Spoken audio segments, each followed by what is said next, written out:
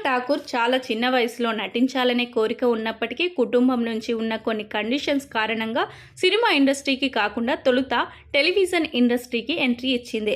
తర్వాత ఎలాగో అలా అందరినీ ఒప్పించి సినిమాల్లో కూడా నటించడం మొదలుపెట్టింది.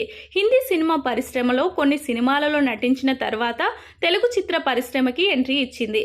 హను రాఘవపూడి దర్శకత్వంలో దుల్కర్ సల్మాన్ హీరోగా నటించిన సీతారామం సినిమా తర్వాత మృణాల్ ఠాకూర్ పేరు టాలీవుడ్లో మారుమ్రోగిపోయింది. అయితే ఈ సినిమా చాలా పెద్ద హిట్ అయింది.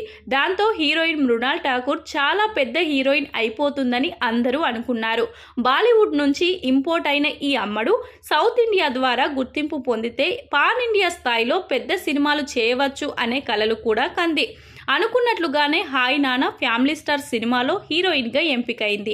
ఈ రెండు సినిమాల్లో హాయ్ నాన్న పర్వాలేదనిపించుకున్న విజయ్ దేవరకొండ ఫ్యామిలీ స్టార్ మాత్రం డిజాస్టర్ కావడంతో మృణాల్ కెరియర్ ప్రస్తుతం ప్రశ్నార్థకంగా మారిపోయింది. ప్రస్తుతం ఈ అమ్మడు టాలీవుడ్ లో ఏ ఒక్క చిత్రంలోనూ కనిపించడం లేదు.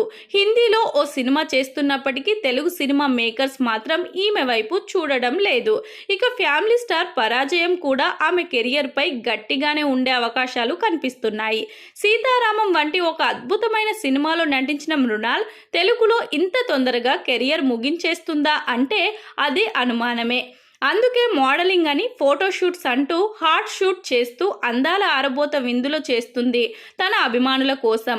మరి ఈ అమ్మడు కష్టాన్ని గమనించి తెలుగు సినిమా ఇండస్ట్రీలో మళ్ళీ బిజీ అవుతుందా లేక హిందీకి వెళ్ళిపోయి అక్కడ నటిస్తుందా అనే విషయం తెలియాలంటే మరికొన్ని రోజుల పాటు వేచి చూడాల్సిందే.